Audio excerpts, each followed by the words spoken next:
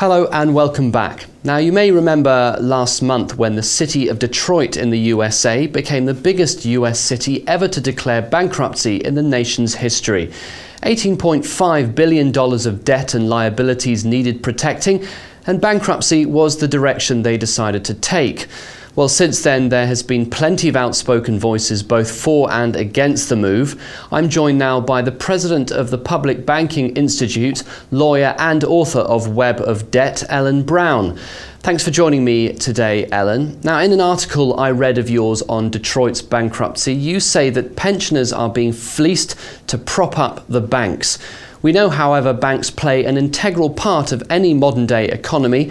What do you think is going wrong here? Well, the banks were essentially gambling, and the pensions were guaranteed under the Detroit Constitution.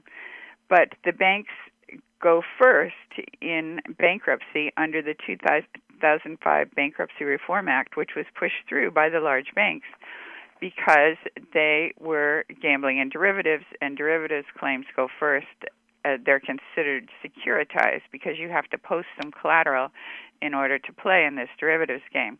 And the game itself is totally rigged. We've seen that because the LIBOR has been proven to be rigged, and these were interest rate swaps that Detroit entered into.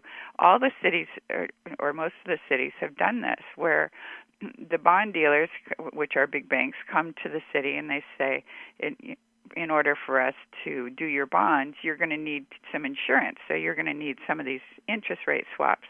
And they're sold as if they're protecting the city against a rise in interest rate. Of course, they would, but the problem is that it's not like protecting against a tsunami or, some act of God.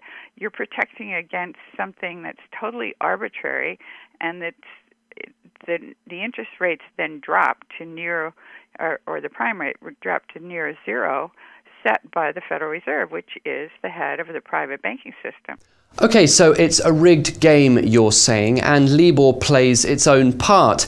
In your article, you say, and I quote, "There is an over $600 trillion house of cards that the whole financial scheme could go down if the betting scheme were to collapse." Now, if this is the case, why are such risks being taken? And is such a collapse more likely now than it was before the financial crisis? Well, that's the way it was sold, and that's the way that provision of the Bankruptcy Act is sold, that derivatives claimants get super priority in bankruptcy because it's such a delicate thing that if you pull out a couple of the cards, the whole thing's going to go down. It's basically a gun to the head. We've got your money, so you will bail us out. But of course, now we see that countries are refusing to bail out their banks anymore, so now we have this bail-in template that's gone around the world. And this is sort of the city bail-in model, that if you can't get help from the federal government, which actually Detroit should have gotten. New York was bailed out in the 1970s, and it's now viable.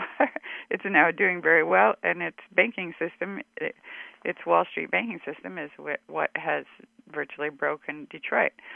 But Detroit was not offered a helping hand by the federal government, supposedly because it's not systemically risky, which I would argue it is. It's just not systemically risky for the big banks, and they're the thing that you measure by. So from the point of view of the governor, their only choice was to declare bankruptcy. Now, that was not really the only choice. There are other ways they could work that out. But meanwhile, they've set this template that other cities are quite likely to follow suit, where they will get rid of they'll wipe out the pensions in order to pay off the banks. Well, they should say to the banks, we deny that those were good claims. They should deny the claims of the banks and pay off the pensioners. That would be my argument. I know we could talk in much more detail about this. Unfortunately, we don't have time at the moment, but one last question I did want to ask you was, could we see this type of move occur more frequently, and not just in the US, but around the world, as more and more cities and their respective countries are judged on whether they meet the right systemically risky criteria or not? Well, I think it is the same thing that we've been seeing in Cyprus and in Greece. Greece went down, but Greece is now in that whole austerity mode, and now it's hitting our big cities. Not all the big cities, obviously. What we have is sort of a new form of segregation where they're letting it's not really a race thing, it's a poverty thing. They're letting the poor people just fend for themselves in these inner city places that are going down. They're putting managers in charge instead of elected officials. The elected officials really have no voice. And then there are other cities right around there that are doing very well. The suburbs of Detroit are doing very well. That's where the wealthy people live. So it's actually possible to be segregated into, if you're in one of the wealthy sectors, you don't even know that there is this desperate depression going on in other sectors of your economy. Okay, thank you, Ellen Brown, for joining me today. We'll be exploring this area, I'm sure, again in the near future as markets monitor US growth. But for now, keep checking back for all our latest interviews here on Dukascopy TV. Until next time, goodbye.